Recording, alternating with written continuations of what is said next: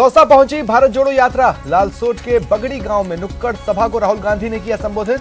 16 को जयपुर के पीसीसी में राहुल करेंगे प्रेस कॉन्फ्रेंस। फरवरी 2023 में आयोजित होगी रीट परीक्षा। विज्ञापन जारी। 48,000 रिक्त पदों पर होगी भर्ती परीक्षा।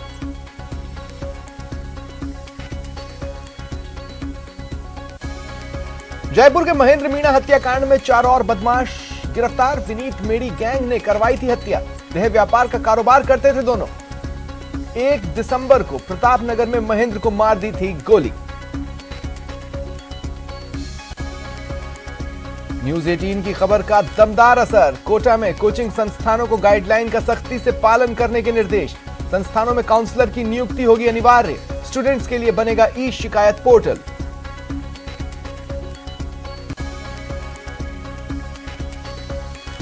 जोधपुर सिलेंडर ब्लास्ट में मरने वालों की संख्या बढ़कर हुई 27। आज 4 लोगों की हुई मौत। 20 से ज्यादा का अभी भी चल रहा इलाज। और न्यूज 18 राजस्थान की बादशाहत बरकरार। लगातार 10वें हफ्ते नंबर 1 पर। प्यार और भरोसे के लिए शुक्रिया राजस्थान।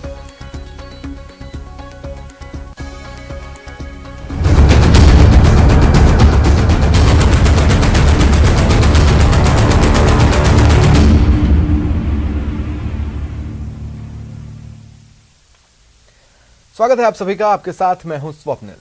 कोटा में 3 कोचिंग छात्रों द्वारा सुसाइड मामले में न्यूज 18 राजस्थान की खबर का बड़ा असर हुआ है। छात्रों की समस्याओं को लेकर अब पुलिस प्रशासन एक्टिव हुआ है। न्यूज 18 राजस्थान ने इस खबर के विभिन्न पहलुओं पर विस्तार से चर्चा की।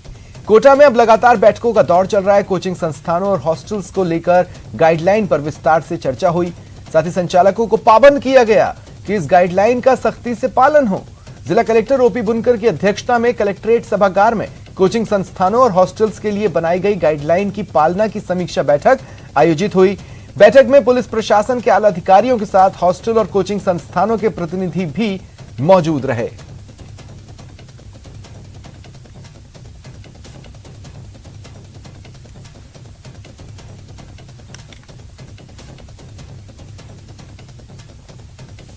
देखिए, काउंसलिंग बच्चों की अनिवार्य है और कहा जाता है, हर कोई कहता है, हॉस्टल संचालक हो या कोचिंग संचालक हो, इवन प्रशासन का कहना है कि काउंसलिंग समय समय पर होती रहती है। लेकिन क्या यह सचमुच हो रही है?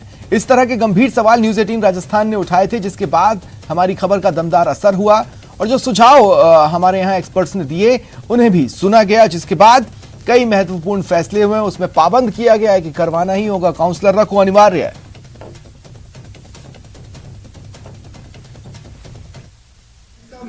मकसद तो यह है कि एक बेसिक चीज़ बच्चे को पढ़ाई का प्रेशर कम करने के लिए वहाँ अवेलेबल होना चाहिए। एक तो काउंसलर्स, जो काउंसलर्स की काउंसलिंग करे, तो इसकी समझ नहीं आ रही है, समस्या का निराकरण करे। प्लस एक फैसिलिटी सेंटर्स का इंस्टीट्यूट बने जहाँ उसका बच्चा को क्लास मिस हो गई या क्लास में समझ नहीं है तो ऑटो प्री रिकॉर्डेड लेक्चर उसको वहाँ मिल सके तो बच्चा उसको दोबारा सही से समझ सके।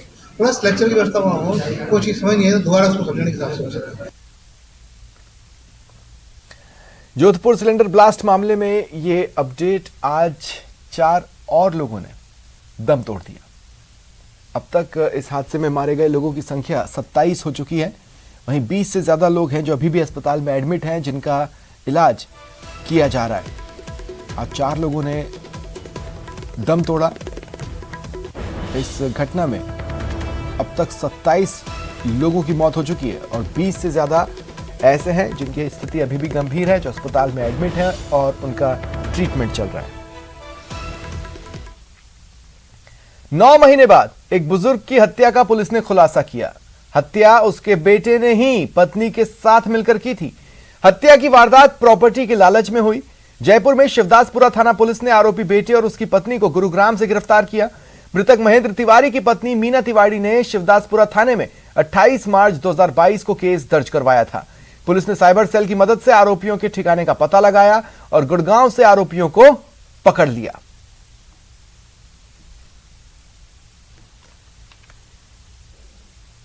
जयपुर के प्रतापनगर इलाके में 1 दिसंबर को महेंद्र मीणा हत्याकांड में शामिल 4 और फरार बदमाशों को पुलिस ने गिरफ्तार किया।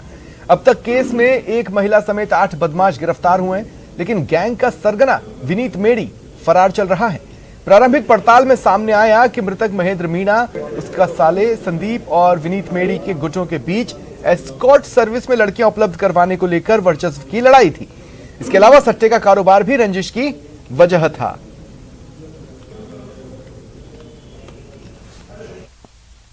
अभी तक की जो बात इन लोगों ने पूछताछ में बताई है उसके हिसाब से मिलके आपस में काम करते थे, फिर पैसे के लेके कोई विवाद आपस में हो गया। हथियारों की बात करें तब तक इनके पास कितने हथियार बरामद हुए? बरामदगी चल रही है इनसे, वो जब क्लियर हो जाएगी आपको बता देंगे। 3 हथियार अभी तक आ चुके हैं, बाकी हम प्रयास करेंगे। प्लानिंग कितने दिनों पहले तैयार हो गई थी सर? पता चला इन्होंने मानसरोवर में भी पहले हमला किया था, सामने वाले जो है संदीप ने और महेंद्र मीणा ने। इस घटना का जो ये बता रहे हैं, ये उससे पहले वाले दिन ये आपस में मिले हैं और वहां इन्होंने इसकी प्लानिंग की है और अगले दिन मॉर्निंग में इसको एग्जीक्यूट। जयपुर में अवैध रूप से कब्जे करने के मामले रोज आ रहे हैं, लेकिन प्रदेश की सियासत में अहम दमदार व्यक्ति जब भूमाफियाओं के जाल में आ जाए तो क्या? सुनिए, सहकारिता मंत्री उदयलाल आंजना ने बताया कि उनकी टोंक रोड स्थित एक जमीन पर भूमाफियाओं ने कब्जा कर लिया। इसके बाद खुद मंत्री ने एफआईआर करवाई। ऐसा उन्होंने आज सहकारिता भवन में विभागीय अधिकारियों के साथ वेबसाइट के लोकार्पण कार्यक्रम में बताया।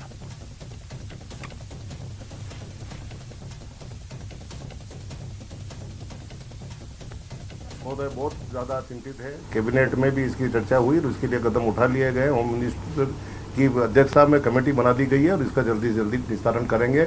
लोगों के साथ बहुत ज़्यादा ठगी इसमें मामले, मैं भी इसका अनुभवी हूँ, इसमें भी कोई दो राय नहीं है। मेरा भी एक प्लाट था जो, और मेरे पास पट्टे होते हुए भी एक आदमी, अभी मैं मंत्री हूँ और कब्जा करने के लिए आ गया और पुलिस में मुकदमा दर्ज करके उसको हटाना पड़ा। तो ये तो बेचारे गरीबों के साथ अन्यायी है, तो इसमें सुधार करेंगे। भीलवाड़ा की एसीबी ने ग्राम विकास अधिकारी और उसके साथी को 24,000 की रिश्वत लेते रंगे हाथों पकड़ा। ग्राम विकास अधिकारी ने रिश्वत ग्रामीणों से 5 पुश्तैनी पट्टे बनवाने के लिए ली थी। एसीबी की टीम इनसे पूछताछ कर रही है। एसीबी सीआई नरसीलाल मीणा ने कहा कि ग्राम पंचायत उखलिया गांव में रहने वाले हनुमान ने शिकायत दर्ज करवाई थी। इसका सत्यापन करवाया गया, उसके बाद ये कार्रवाई की गई। 24,000 रुपए की रिश्वत के अपने सहयोगी राम कुमार को दिलाते हुए रंगे हाथों पकड़ा गया।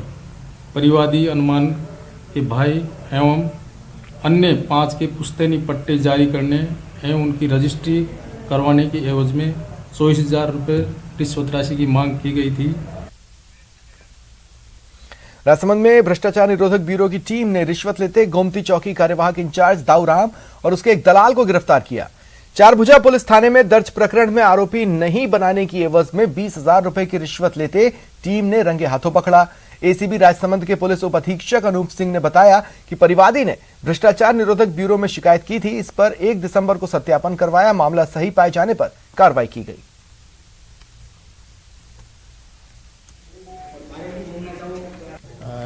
परिवादी ने हमें शिकायत दी थी कि उसके खिलाफ चारभुजा थाने में कोई प्रकरण है जिस पे आरोपी बनाया जा रहा है, अनावश्यक रूप से आरोपी बनाया जा रहा है, जिसकी तफ्तीश दाऊराम हेड कांस्टेबल कर रहे हैं और वो आरोपी नहीं बनाने की एवज में मुझसे रिश्वत राशि की मांग कर रहे हैं, जिसका हमने 1 दिसंबर को सत्यापन करवाया। सत्यापन की रिश्वत की पुष्टि हुई, उस पर आगे कार्रवाई करते हुए हमने आज 2 लोगों को गिरफ्तार किया है।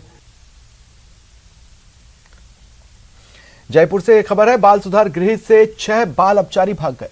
ट्रांसपोर्ट नगर इलाके में यह घटना सामने आई है और बीती रात की बताई जा रही है। 4 बाल अपचारी दीवार में सेंधमारी कर फरार हुए, वहीं 2 मुख्य गेट से। पुलिस मामले की जांच कर रही है।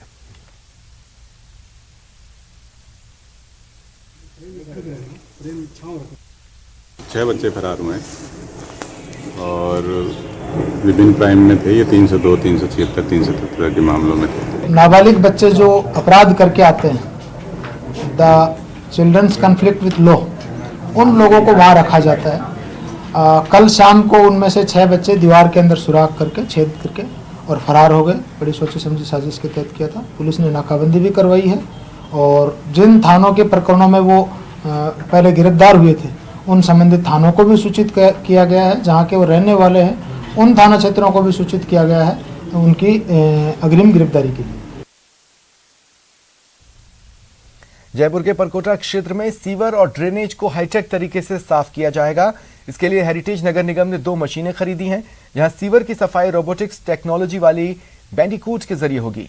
वहीं drain cleaning machine mucking excavator से नालों की सफाई की जाएगी। सीवर क्लीनिंग रोबोट बैंडिकूट और drain cleaning machine mucking excavator से होगी। महापौर मुनेश गुर्जर ने बताया कि सीएम अशोक गहलोत का सपना है कि कोई भी व्यक्ति मैनहोल में न उतरे, क्योंकि ये व्यक्ति के शरीर के लिए भी हानिकारक होता है। सीवर में उतरने से कई लोगों की मौत भी हो चुकी है। और राजस्थान में ये पहला नगर निगम हेरिटेज है जहां रोबोटिक मशीन का यूज़ किया गया है। और मैं मानती हूँ अभी इसके फीचर्स देखें, बहुत अच्छे फीचर्स हैं और बहुत अच्छा काम होगा। हम चाहते हैं जयपुर की जनता को जितनी सुविधाएं दे सके वो देना हमारा काम है। द्रव्यवती नदी के आसपास रहने वाले लोगों के लिए परेशानी का सबब बन गई है। जेडीए और टाटा प्रोजेक्ट्स के बीच बकाया भुगतान को लेकर विवाद चाहे सुलझ गया हो, लेकिन लोगों के लिए अभी भी दुर्गंध का कारण बना हुआ है। पिछले 15 दिनों से टाटा प्रोजेक्ट्स नदी को साफ करने के दावे कर रहा है, लेकिन आज तक दुर्गंध खत्म नहीं हो पाई। नदी के अंदर सैकड़ों टन मलबा और प्लास्टिक जमा है। वहीं सीवरेज ट्रीटमेंट प्लांट से पूरी तरह पानी डिस्चार्ज होना शुरू नहीं हो पाया। हमारे रिपोर्टर रोशन शर्मा ने आज द्रव्यवती नदी में हो रही सफाई व्यवस्था की हकीकत का जायजा लिया।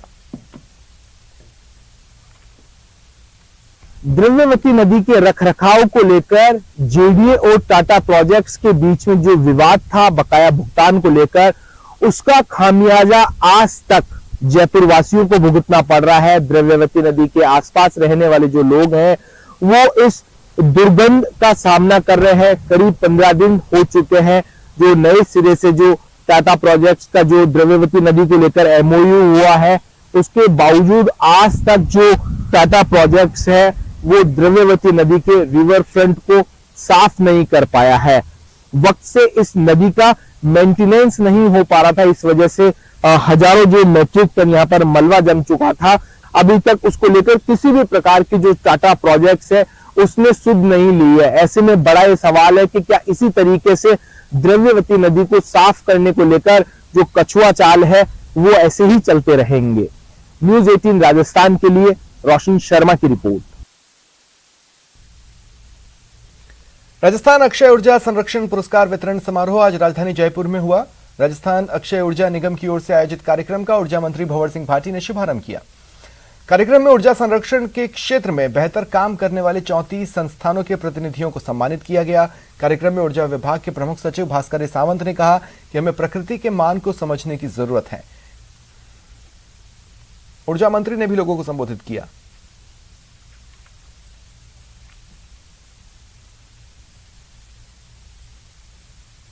पूरे देश में ऊर्जा की बचत करने वाले लोग की, चाहे सरकारें हैं, चाहे संस्थाएं हैं, चाहे इंडस्ट्रीज है, सबको सम्मानित किया जा रहा है। राजस्थान सरकार के द्वारा, जैसा भी मैंने कहा कि बिजली की बचत ही बिजली का उत्पादन है, और जिस प्रकार से बिजली की मांग लगातार बढ़ती जा रही है, ऐसी परिस्थितियों में बिजली की बचत करना हम सब के लिए ज़रूरी है। ऊर्जा संरक्षण दिन है, बहुत महत्वपूर्ण दिन है। महत्वपूर्ण दिन इसलिए है कि पर्यावरण पे इसका बहुत एक अच्छा प्रभाव पड़ेगा। ऊर्जा संरक्षण दिन हम अच्छे से मनाएंगे और ये संदेश अधिक लोगों तक ले जाए। संसद के शीतकालीन सत्र में राजसमंद सांसद दिया कुमारी ने कोरोना काल के दौरान बंद किए ट्रेनों के ठहराव को पुनः शुरू करवाने की रेल मंत्रालय से मांग की। सांसद दिया कुमारी ने कहा, पीएम के मार्गदर्शन और रेल मंत्री के अथक प्रयासों से भारतीय रेल नई ऊंचाइयां छू रही है। राजसमंद के कई रेलवे स्टेशनों पर ट्रेनों का ठहराव सुरक्षा की दृष्टि से बंद कर दिया गया था, जिसे पुनः शुरू करवाने की सख्त आवश्यकता है।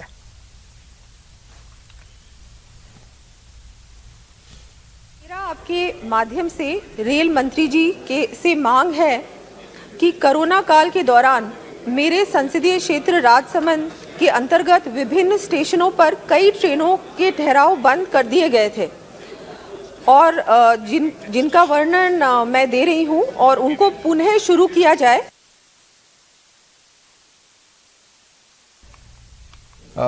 चलिए बढ़ते आगे।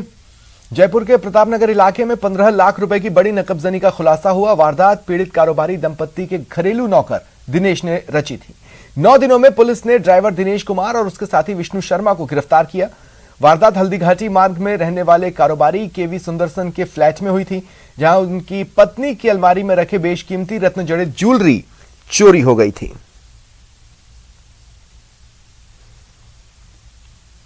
बाला सेतु ने मुकदमा दर्ज कराया था दिनांक 3 तारीख को 3/12 को। उसमें उन्होंने बताया कि मेरे घर पे सुना था पीछे से करीब 15 लाख की गोल्ड और अन्य सामान चोरी हो गया। इस पर पुलिस ने कार्रवाई करते हुए 2 मुलजिमान को इसमें गिरफ्तार किया है। कौन है इसमें मुलजिम है सर? एक तो दिनेश धोबी है और दूसरा विष्णु है। उदयपुर के मोहनलाल सुखाड़िया विश्वविद्यालय में आज उस समय माहौल गरमाया जब छात्र संघ अध्यक्ष कुलदीप सिंह सुवावत ने एक कर्मचारी को थप्पड़ जड़ दिया। इसके बाद कर्मचारी आक्रोशित हो गए, प्रशासनिक भवन के बाहर धरने पर बैठे। माहौल गरमाता देख पुलिस के आला अधिकारी पहुंचे और अध्यक्ष कुलदीप सिंह को हिरासत में लिया। इसके बाद पीड़ित कर्मचारी नागेंद्र सिंह और धरने पर बैठे कर्मचारी से वार्ता की। हालांकि लंबी चली वार्ता में उचित कार्रवाई का आश्वासन मिलने के बाद धरना उठा। इसके बाद कर्मचारी संघ के अध्यक्ष से बात की न्यूज 18 सहयोगी कमलेश दखनी ने। West zone basketball tournament university के ओपन यूनिवर्सिटी के हो रहे थे, उसमें व्यस्त थे। आज समापन कार्यक्रम था तो उसके ऊपर साइन होने में कुछ देर हो गई। वो रिक्शा चालक आया और उसने कहा मेरा आदेश मुझे दे दीजिए। तो उसने कहा अभी साहब के साइन होना बाकी है, वो मैं दे देता हूँ। इतने में छात्र संघ अध्यक्ष आए और उन्होंने उस कर्मचारी के साथ में मैन हेल्डिंग कर दी।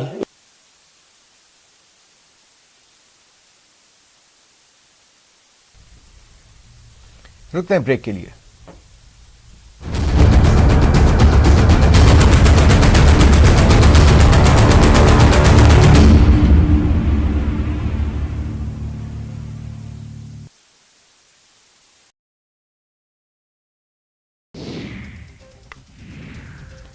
अरुणाचल प्रदेश के तवांग में चीनी और भारतीय सेना के बीच हुई झड़प को लेकर चीन की सेना की ओर से पहली प्रतिक्रिया आई है। इस झड़प को लेकर चीन ने भारतीय सेना पर ठीकरा फोड़ा। चीनी सेना ने आरोप लगाया कि भारतीय सेना के जवानों ने अवैध तरीके से विवादित सीमा को पार किया था। भारत और चीन के सैनिकों की 9 दिसंबर को अरुणाचल प्रदेश के तवांग सेक्टर में झड़प हुई। इसके साथ ही ड्रैगन का देश भारत में इंटरनेट व्यवस्था को ठप करने के लिए साइबर हमलों को भी अंजाम देता रहा है। इसे लेकर भारत ने एसओपी जारी की। तवांग में भारत और चीन के सैनिकों के बीच हुई झड़प के बाद रक्षा मंत्री राजनाथ सिंह ने बड़ी बैठक बुलाई। तीनों सेनाओं के चीफ और सीडीएस भी शामिल हुए। साथ ही रक्षा सचिव और विदेश सचिव भी मौजूद रहे। संसदीय समिति की एक रिपोर्ट के अनुसार सरकार देश में मान्यता प्राप्त और गैर मान्यता प्राप्त सभी मदरसों के बारे में जानकारी इकट्ठा करने के लिए एक पोर्टल विकसित करेगी ताकि सभी मदरसों की जानकारी हासिल हो सके। सवाई माधोपुर के दुब्बी बनास पहुंचकर भारत जोड़ो यात्रा समाप्त हुई। दहलोद गांव में रात्रि विश्राम है। कल सुबह 6 बजे भाड़ौती से यात्रा शुरू होगी। न्यूज 18 राजस्थान की खबर का बड़ा असर हुआ। जोधपुर गैस सिलेंडर ब्लास्ट मामले पर मुख्य सचिव ने सभी जिला कलेक्टर्स को निर्देश जारी किए। विवाह स्थलों, होटलों में स्थानीय प्रशासन जांच करे। कर्नाटक में अगले साल विधानसभा चुनाव होने हैं। इसे लेकर प्रदेश में श्री राम सेना ने ऐलान किया कि वह भी इन चुनावों में उनके दल के कार्यकर्ता अपनी उम्मीदवारी पेश करेंगे। 25 सदस्य 2023 के कर्नाटक विधानसभा चुनाव में निर्दलीय चुनाव लड़ेंगे। उत्तरी कश्मीर के बारामूला जिले के सोपोर के तुलीबल इलाके में आईईडी मिला है। ये जानकारी सोपोर पुलिस ने दी। फिलहाल सीआरपीएफ के जवान तलाशी अभियान चला रहे हैं। आज संसद पर आतंकी हमले की 21वीं बरसी है। शहीदों को संसद भवन परिसर में श्रद्धांजलि दी गई। पीएम नरेंद्र मोदी, रक्षा मंत्री राजनाथ सिंह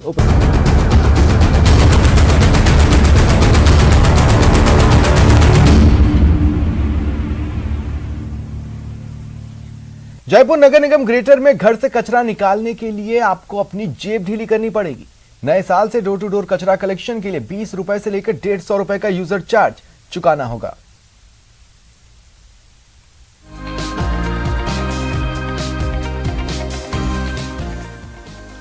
जयपुर नगर निगम ग्रेटर ने कचरा उठाने की व्यवस्था को यूजर फ्रेंडली बनाने के मकसद से door to door garbage collection mobile app शुरू किया है।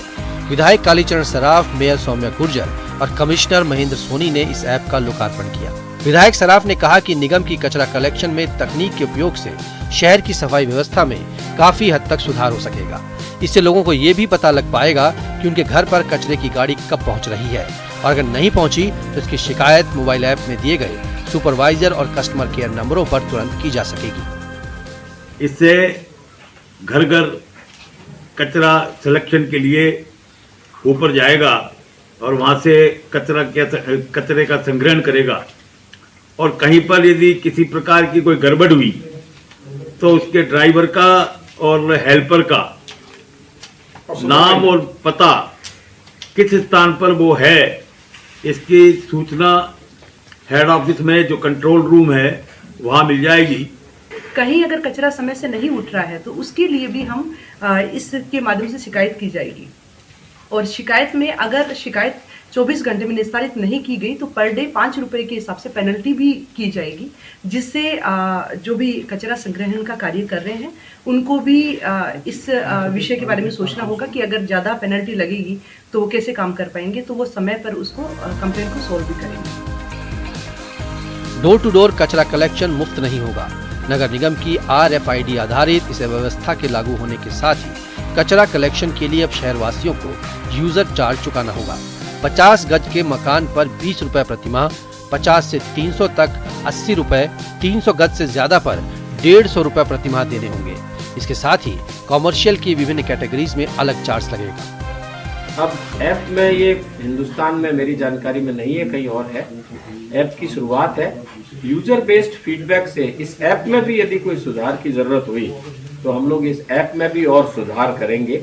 मुझे लगता है ये मील का पत्थर साबित होने वाला है, क्योंकि जब सिटीजन को एक प्लेटफॉर्म मिल जाता है ग्रीवेंस का, और वो भी एक रिकॉर्डेड प्लेटफॉर्म है, तो कोई भी व्यक्ति चाहे नगर निगम ही क्यों ना हो, उसको बहुत लंबे समय तक अवॉइड करना नामुमकिन रहता है। और अब बिलिंग जो इनके पेमेंट्स होने वाले हैं वो भी इसी सॉफ्टवेयर से जो वेरिफिकेशन होगा, इसलिए अब कोई भी आदमी चाहे कोई भी चाह ले, अगर उसमें पेनल्टी के लायक मामला है तो उसको पेनल्टी लगेगी। ग्रेटर निगम के 2 जोन में नई व्यवस्था लागू कर यूजर चार्जेस भी वसूलने की तैयारी पूरी कर ली गई है, लेकिन अब भी निगम के 5 जोन में टेंडर प्रक्रिया चल ही रही है। पहले भी कंपनियों ने इसमें ज्यादा दिलचस्पी नहीं दिखाई थी। नई बात यह है कि कचरा कलेक्शन में निगम ने मॉनिटरिंग को मजबूत करने के लिए इस बार तकनीक का सहारा लिया है। महेश दाधीच, न्यूज़ 18, जयपुर। जयपुर नगर निगम ग्रेटर की ओर से बिरला ऑडिटोरियम में म्यूजिकल नाइट का आयोजन हुआ। जयपुर समारोह के तहत हुई म्यूजिकल नाइट में लोक गायक मामे खान ने लोकगीत और देशभक्ति गीतों से समा बांध दिया। मामे खान ने live band rock and rods के साथ पधारो म्हारे देश, केसरिया बालम, वंदे मातरम जैसे गीतों से जमकर तालियां बटोरी।